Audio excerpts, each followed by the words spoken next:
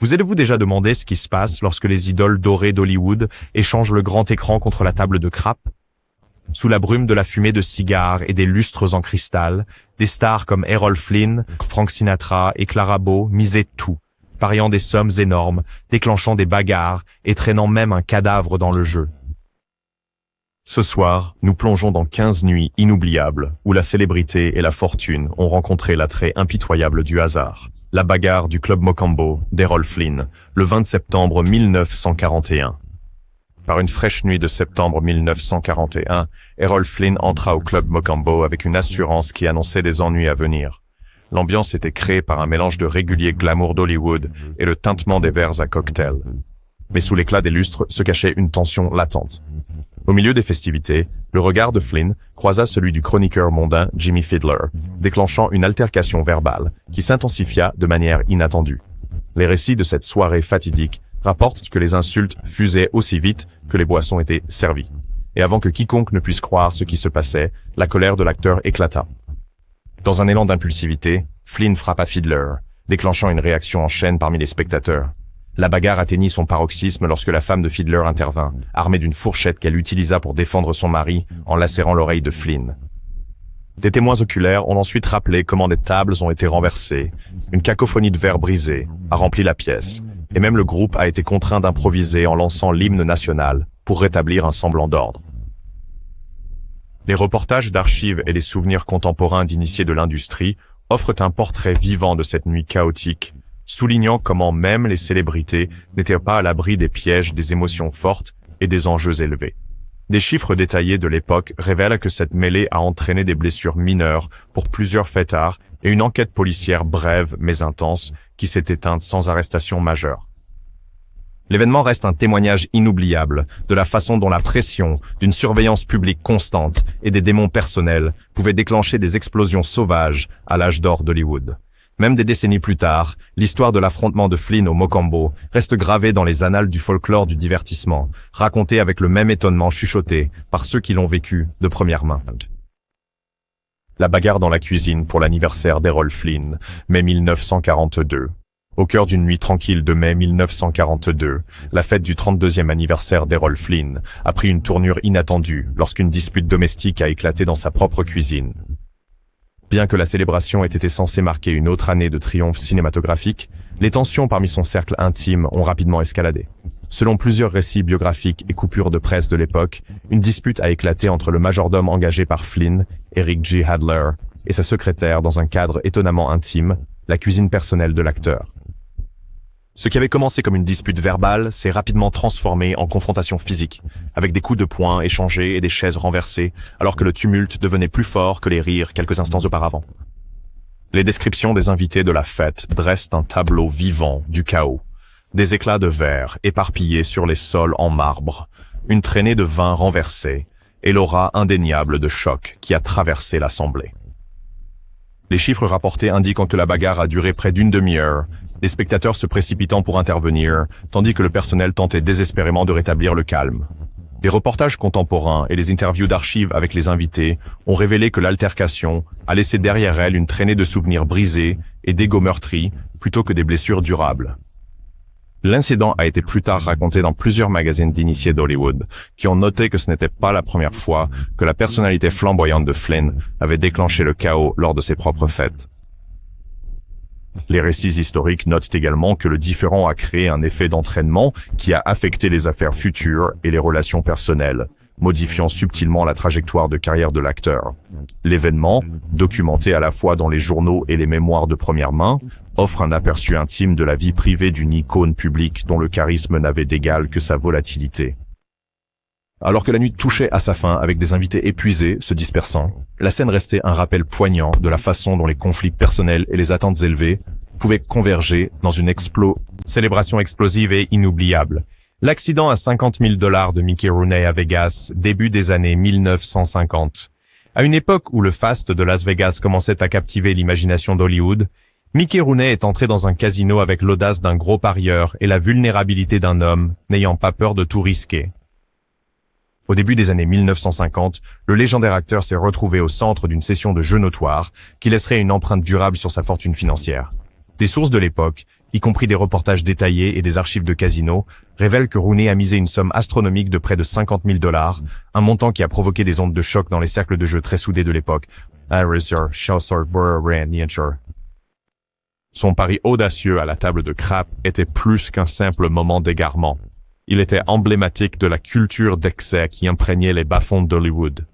Des témoins ont décrit comment le bruit des dés et les murmures d'anticipation autour de la table ont été brusquement remplacés par des exclamations lorsque les chiffres ne sont pas tombés en sa faveur.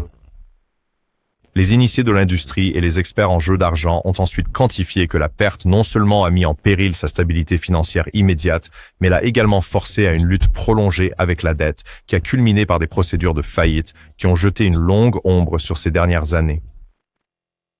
Des images d'archives et des dossiers biographiques indiquent que les dossiers personnels de Rooney ont ensuite été examinés par des experts financiers qui ont estimé la perte en dollars d'aujourd'hui à plusieurs centaines de milliers de dollars, la qualifiant de l'un des effondrements de jeu les plus significatifs de son époque.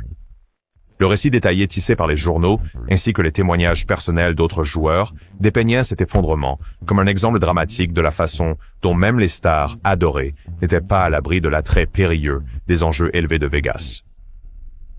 L'expérience de Rooney est un rappel puissant de la fine ligne entre le glamour et la chute, capturé à jamais dans les légendes, chuchotées des vieux couloirs de Vegas alors que les dés roulaient sur sa fortune. La fête de poker avec le cadavre de John Barrymore, 1942. Dans un étrange retournement de la passion d'Hollywood pour le dramatique, une partie de poker notoire a pris une tournure encore plus macabre en 1942, lorsque le corps sans vie de John Barrymore a été amené à la table pour un dernier pari à enjeux élevés. Cet épisode troublant s'est déroulé alors que le réalisateur Raoul Walsh et un groupe d'amis proches, dans une ivresse de rébellion et de défailles, ont orchestré une partie de poker qui brouillait les frontières entre la vie et la mort. Des récits détaillés de cette période, tirés de coupures de presse et de mémoires des personnes impliquées, révèlent que le corps de l'acteur décédé a été temporairement retiré de la morgue et utilisé comme un accessoire macabre dans une dernière main de cartes audacieuse. Les témoins ont décrit la scène avec un mélange de choc et d'humour noir, notant que le tableau macabre était installé dans la résidence d'Errol Flynn, où l'atmosphère de la fête était déjà chargée d'un mélange enivrant d'excès et d'irrévérence.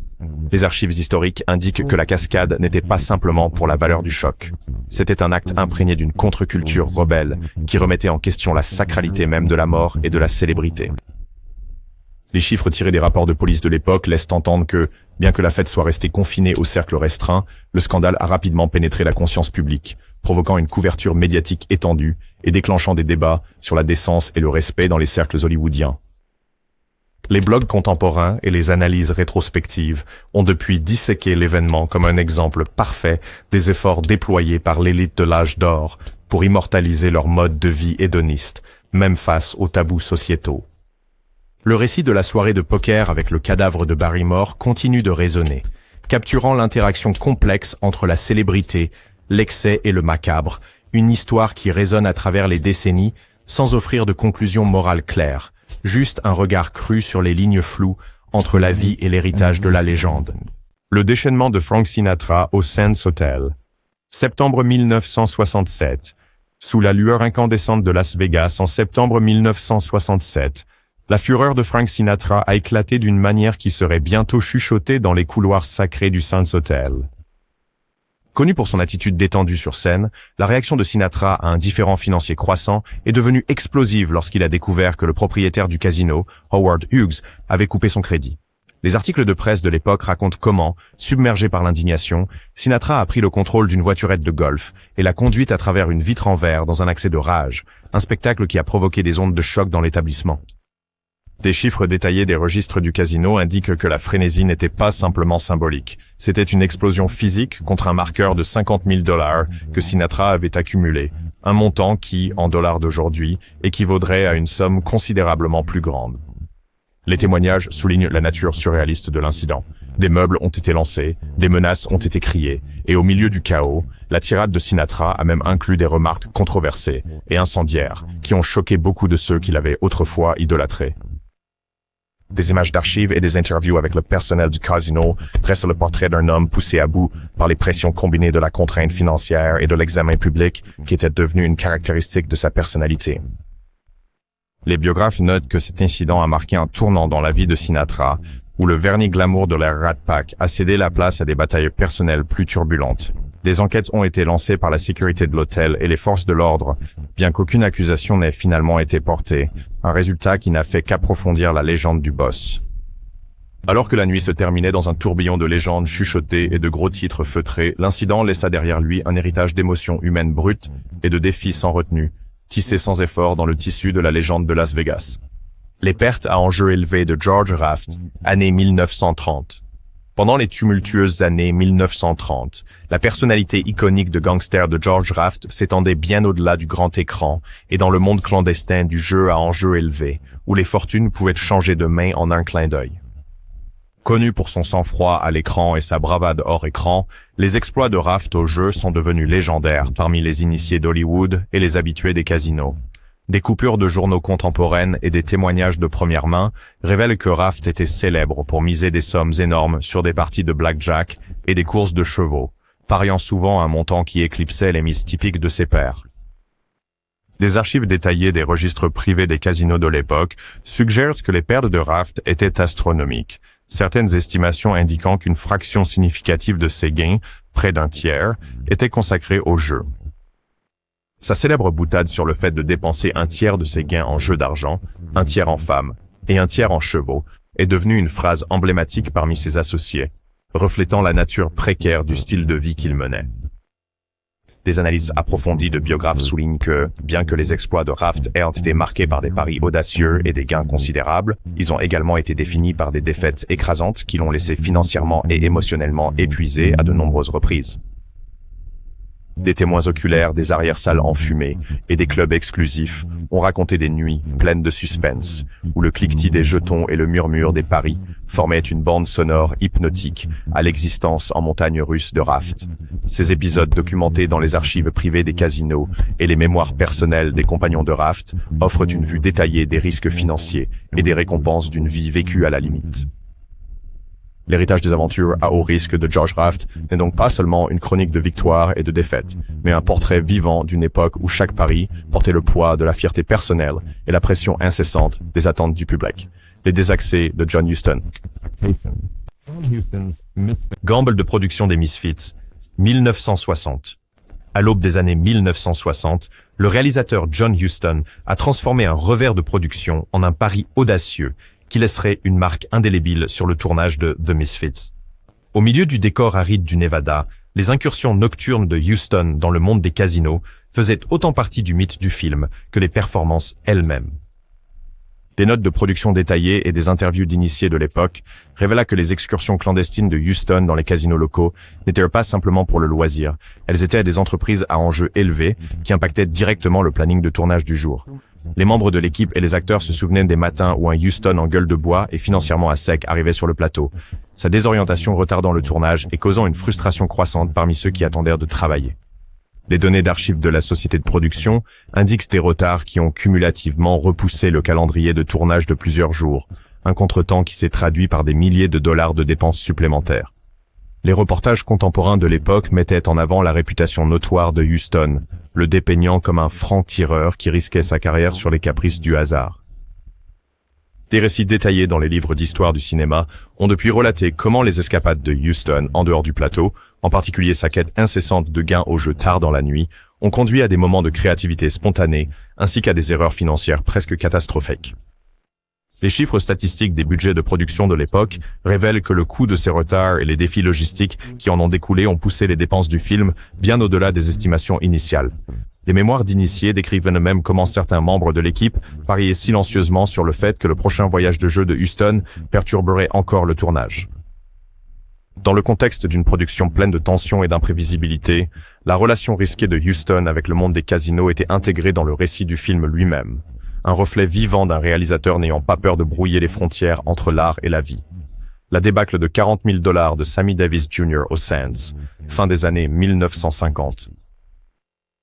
Lorsque l'éclat de l'ère Rat Pack illuminait Las Vegas à la fin des années 1950, Sammy Davis Jr. est apparu comme une force magnétique qui naviguait avec autant de verve sur scène que dans le casino. Pourtant, une nuit inoubliable le verrait affronter le tranchant de la fortune. Ce soir fatidique au Sands Hotel, Davis Jr. s'est assis à la table de craps avec un pari audacieux qui allait bientôt se transformer en débâcle financière. Les reportages contemporains et les interviews d'initiés racontent qu'il a perdu près de 40 000 $ en une seule session, une somme qui a provoqué des ondes de choc dans le monde glamour mais périlleux du jeu à Vegas. L'incident a été méticuleusement documenté par des initiés du casino et plus tard analysé par des experts financiers qui ont souligné l'énorme risque que Davis prenait. Les chiffres ajustés pour l'inflation suggèrent que la perte équivalait à plusieurs centaines de milliers de dollars en termes actuels. Les mémoires personnelles des autres membres du Rat Pack et les journaux de l'industrie de l'époque offrent des aperçus détaillés sur la pression élevée et la nature imprévisible de l'environnement dans lequel Davis opérait. L'air d'abandon insouciant combiné à la tension palpable qui imprégnait l'atmosphère du casino servait de rappel frappant que même les talents les plus célèbres étaient vulnérables aux caprices du hasard. Les archives de l'hôtel Sands, désormais conservées dans plusieurs dépôts historiques, détaillent comment cet effondrement dramatique a préparé le terrain pour d'autres défis financiers et personnels dans la carrière de Davis. Alors que les dés roulèrent cette nuit-là, les conséquences qui en ont découlé n'ont pas été saisies comme une leçon morale, mais comme un autre chapitre frappant de la saga tumultueuse du glamour de l'âge d'or, laissant derrière elle une traînée de souvenirs chuchotés et de récits méticuleusement préservés dans les annales de l'histoire de Vegas. Suite privée de Blackjack de Dean Martin, année 1950. Au cœur des années 19. Les années 1950, lorsque les plaisirs clandestins et l'attrait des pièces cachées faisaient partie intégrante du courant sous-jacent d'Hollywood, Dean Martin a adopté une approche ingénieuse pour préserver ses plaisirs privés en installant une table de blackjack secrète dans sa loge. Les rapports de cette époque, tirés d'une combinaison de mémoire personnelle et de journalisme de divertissement, révèlent que l'innovation de Martin est née de la nécessité, un moyen d'échapper au regard indiscret des responsables de casino et des chefs de table qui étaient toujours prêts à sauter sur le moindre soupçon d'impropriété. Les témoignages et les anecdotes en coulisses détaillent comment la suite improvisée de Martin était équipée de jetons non marqués, d'un croupier soigneusement choisi et d'une disposition discrète qui lui permettait, ainsi qu'à quelques confidents triés sur le volet, de s'adonner à des jeux à enjeux élevés, sans les contraintes habituelles de l'examen public. Les analystes de l'industrie de l'époque notent que cette installation privée de blackjack a non seulement épargné à Martin un embarras financier potentiel, mais lui a également offert un refuge exclusif pour se détendre. Les dossiers financiers de divers cercles de jeux privés indiquent que les sommes en jeu lors de ces sessions clandestines rivalisaient souvent avec celles des casinos officiels, avec des mises allant jusqu'à des milliers. Les journalistes et les biographes se sont depuis émerveillés de l'ingéniosité derrière les opérations secrètes de Martin, qui incarnait la dualité de son personnage public, un artiste charmant et affable le jour, et un audacieux preneur de risques la nuit. Des photographies d'archives et des notes de studio capturent l'aura discrète de la pièce, désormais emblème des indulgences cachées d'Hollywood. Alors que les cartes étaient distribuées dans cette suite secrète, le pari ne portait pas seulement sur l'argent, mais sur l'essence même de la vie privée et de la célébrité, se fondant harmonieusement dans le labyrinthe et la tapisserie d'une époque révolue. Scandale de crédit de Clara Bow au Cal Neva, octobre 1930. À une époque définie par le tumulte des speakeasy et l'influence croissante de la culture des célébrités, l'implication de Clara Bow avec le Cal Neva Lodge, en octobre 1930, a transformé ses finances personnelles en une actualité à la une. Des coupures de journaux contemporaines et des lettres personnelles révèlent que le scandale a éclaté lorsque le mari de Bow l'a publiquement accusé d'avoir écrit des chèques de jeu excessifs dans le célèbre établissement de Lake Tahoe, provoquant des répercussions sur sa carrière et sa vie personnelle. Des rapports détaillés de l'époque indiquent que le directeur du casino était tellement furieux des charges non autorisées fréquentes qu'il déambulait dans les couloirs avec l'air de celui qui croyait posséder l'endroit. Les chiffres financiers découverts dans les archives montrent que le crédit accordé à Bow s'élevait fréquemment à des milliers, une somme qui était à la fois une indulgence et un fardeau à une époque de changement économique rapide. Les études biographiques de la star du cinéma muet décrivent comment le scandale était plus qu'un simple incident isolé. Il était emblématique du style de vie plus grand que nature et des risques inhérents aux excès de célébrité pendant l'âge d'or. Les comptes rendus journalistiques des publications de l'industrie de l'époque fournissent une analyse détaillée des implications financières du scandale, notant que les dépenses incontrôlées ont entraîné des tensions significatives sur les relations personnelles et la réputation de Bow. Des analyses détaillées de chercheurs ultérieurs décrivent l'incident comme un microcosme des vulnérabilités auxquelles faisaient face les stars qui naviguaient entre adoration et scandale à une époque où la vie privée était un luxe que peu pouvaient se permettre. Avec un mélange de nostalgie mélancolique et de détails minutieux, le récit du fiasco de crédit de Clara Bow à Calneva continue de résonner comme un rappel frappant des périls qui se cachaient derrière le glamour, s'intégrant harmonieusement dans la mosaïque complexe du passé légendaire d'Hollywood. L'effondrement des paris de Walter Matthau lors de l'entraînement de printemps 1961. Par un matin frais de printemps en 1961, alors que la saison de baseball commençait à susciter espoir et anticipation, Walter Matthau se retrouva impliqué dans un fiasco de paris qui laisserait une marque indélébile sur sa carrière, par ailleurs illustre. Colonnes sportives d'archives, Hurriture and Sastrosis, et des interviews personnelles de l'époque révèlent que, lors d'un tournage apparemment anodin d'un pilote de télévision en Floride, Matthau a parié une somme vertigineuse de $183 000 sur des matchs d'entraînement de printemps, un pari aussi audacieux que financièrement catastrophique. Des chiffres détaillés extraits des registres de paris et des journaux internes du casino suggèrent que ce pari monumental a été placé par l'intermédiaire d'un bookmaker notoire lié à la mafia, ce qui a ensuite forcé Matthau à faire face à une dure réalité de dette croissante. Les reportages contemporains de 1961 dépeignirent l'image d'un homme submergé par le risque qu'il avait cherché à embrasser, avec les conséquences de l'effondrement nécessitant finalement une période de 6 ans, pendant laquelle Matthau a lutté pour régler les dettes astronomiques. Les experts financiers de l'époque estimaient que la perte, ajustée pour l'inflation, équivaudrait à une somme stupéfiante en dollars d'aujourd'hui, soulignant l'ampleur du pari. Les souvenirs personnels de collègues et d'initiés de l'industrie décrivaient l'atmosphère entourant Matthau pendant ces temps turbulents comme empreinte d'une tension palpable et d'une incertitude anxieuse. Un examen détaillé de l'incident et des documentaires rétrospectifs révèle que, bien que son génie comique continue de briller à l'écran, le coût financier était un rappel sobre de la nature volatile des paris à enjeux élevés. Alors que les crédits de ce chapitre tumultueux défilaient, le récit de l'effondrement de Matthau lors de l'entraînement de printemps fut archivé dans les annales des mésaventures de célébrités, un compte-rendu vif gravé dans le tissu d'une époque révolue. Le désastre au dé de $11 000 de John Wayne, 1973. Dans les derniers jours d'une carrière légendaire, John Wayne s'est retrouvé dans une situation où un seul lancer de dés en 1973 résumerait à la fois son esprit défiant et les risques inhérents au jeu. Des coupures de journaux contemporains et des journaux intimes de personnes proches de l'acteur décrivent un incident où, au milieu d'une fatigue sur le plateau et de troubles personnels, Wayne s'est aventuré dans un casino du Nevada avec l'espoir d'une excitation rapide, un espoir qui s'est rapidement dissipé lorsqu'il a perdu $11 000 sur un seul lancer de dés.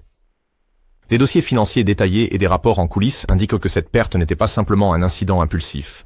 Elle était symptomatique des luttes plus profondes auxquelles Wayne faisait face à cette époque, alors que des problèmes de santé et des démons personnels commençaient à faire des ravages.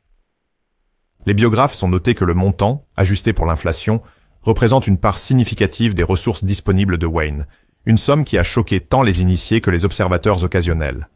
Les témoins oculaires se sont souvenus du moment avec un mélange d'incrédulité et d'acceptation sombre, décrivant comment l'expression calme, presque stoïque de Wayne, cachait le tumulte qui faisait rage sous la surface. Des images d'archives et des articles de journaux détaillés révèlent que l'incident a déclenché une série de conversations discrètes parmi le personnel du casino, dont beaucoup ont ensuite commenté la nature surréaliste de voir une telle légende succomber aux caprices du destin. Dans les semaines qui ont suivi, bien que les déclarations publiques soient restées minimales, des notes internes ont circulé parmi les cadres de production concernant l'impact potentiel sur le planning de Wayne. L'incident, documenté méticuleusement dans les archives du divertissement, sert d'illustration franche des risques inhérents au monde glamour, mais impitoyable du jeu à Hollywood, laissant derrière lui un chapitre d'intrigue et de souvenirs chuchotés. La dette et les batailles juridiques de Marlon Brando, début des années 1970. Au cours des turbulentes années 1970, alors que Hollywood se redéfinissait à travers un cinéma révolutionnaire et des bouleversements personnels, la vie financière de Marlon Brando commença à se défaire alors qu'il luttait contre des dettes colossales et une série croissante de batailles juridiques. Les rapports d'enquête de cette époque, soutenus par des récits détaillés, des biographies et des analyses financières, révèlent que la fortune autrefois astronomique de $20 millions de Brando était systématiquement érodée par une combinaison de dépenses extravagantes, d'investissements mal gérés et de pertes incessantes au jeu. Des documents d'archives judiciaires et des articles de presse contemporains fournissent des chiffres et des dates qui retracent le déclin rapide de l'empire financier de Brando, dressant le portrait d'un acteur pris entre les exigences de son art et les périls d'un mode de vie flirtant avec l'autodestruction. Au milieu d'une carrière qui suscitait encore des éloges et des controverses, les tensions financières commencèrent à assombrir son image publique.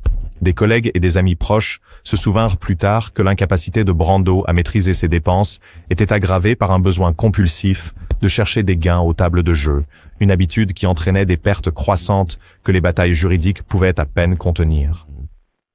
Des dossiers détaillés, des dépôts de plaintes et des interviews avec des conseillers financiers de l'époque indiquent que ces litiges juridiques n'étaient pas seulement un drain sur ses ressources, mais aussi une source de stress incessante.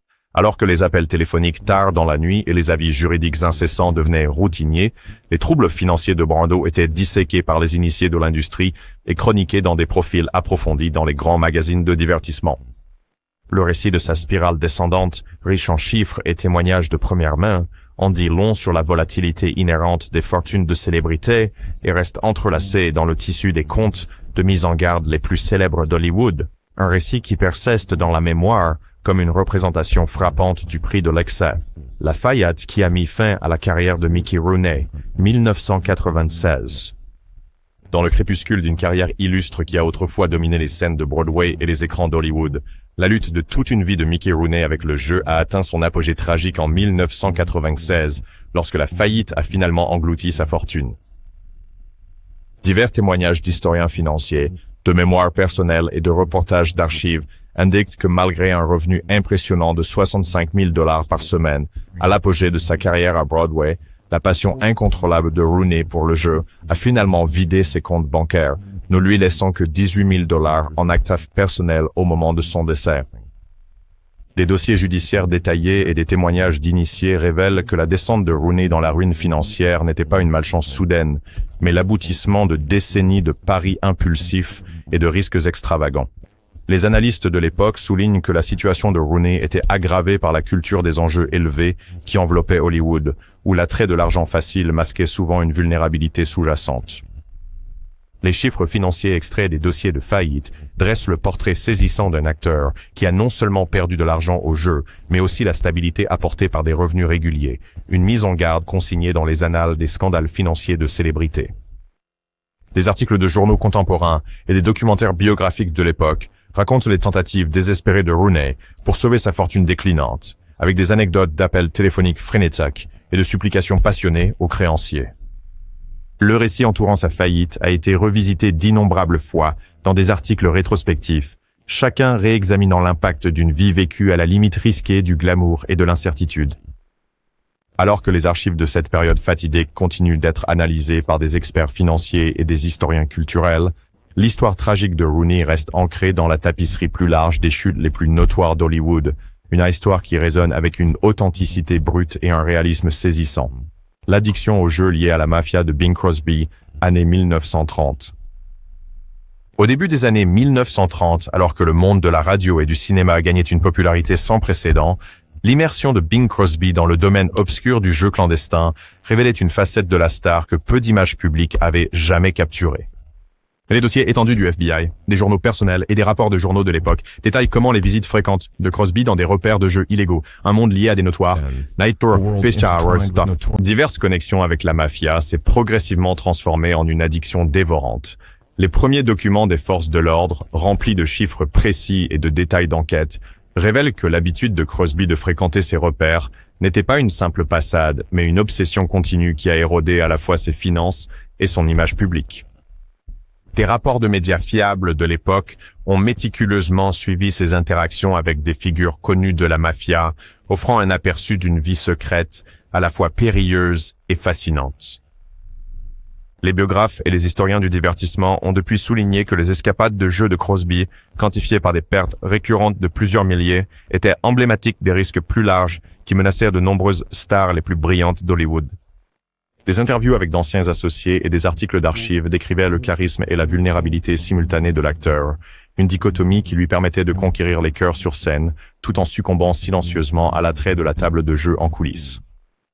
Des dossiers détaillés de la cour et de la police de l'époque offrent une répartition granulaire des sommes impliquées, soulignant comment l'influence de la mafia s'étendait profondément dans les dessous financiers de la culture des célébrités. Alors que des murmures sur ses habitudes clandestines circulaient à la fois dans les couloirs du pouvoir et dans le murmure des commérages quotidiens, la vie de Crosby est devenue une étude fascinante de l'ambition, du risque et de la poursuite incessante de l'excitation.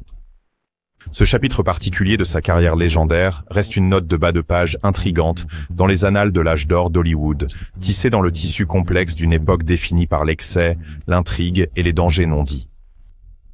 Outro. Si vous avez apprécié cette plongée dans les moments de jeu les plus fous d'Hollywood, appuyez sur le bouton « J'aime » et abonnez-vous pour plus d'histoires qui lèvent le voile sur la vie secrète des légendes.